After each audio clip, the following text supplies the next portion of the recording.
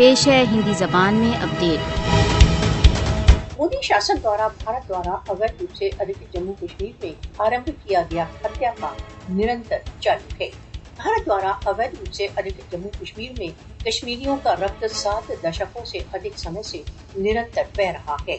गत बुधवार को दोदा के गंदूर क्षेत्र में एक हिंसात्मक सैनिक कार्रवाई में 3 और युवक भारतीय सशस्त्र बलों की गोलियों का निशाना बन गए। भारत द्वारा अवैध रूप से अधिकृत जम्मू कश्मीर में सन 1989 से 31 मई 2024 तक भारतीय सशस्त्र बलों के हाथों 96,308 कश्मीरी शहीद हो गए। मोदी शासन अवैध हत्याओं के द्वारा बहुत व्यवस्थित रूप से कश्मीरी युवकों को टारगेट करने के मिशन पर है। भारत द्वारा अवैध रूप से अधिकृत जम्मू कश्मीर में भारतीय सशस्त्र बल कार्य कानूनों के अंतर्गत निर्मम हत्याओं के मिशन पर है।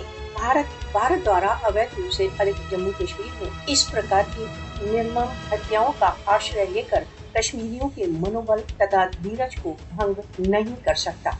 अंतर्राष्ट्रीय समुदाय को भारत द्वारा अवैध रूप से अधिकृत जम्मू कश्मीर में निर्दोष कश्मीरियों की हत्याओं का नोटिस लेना चाहिए। मोदी शासन को भारत द्वारा अवैध रूप से अधिकृत जम्मू कश्मीर में भीषण तथा बहुत व्यवस्थित रूप से किए जा रहे मानव अधिकार उल्लंघनों के लिए उत्तरदायी ठहराया जाना चाहिए।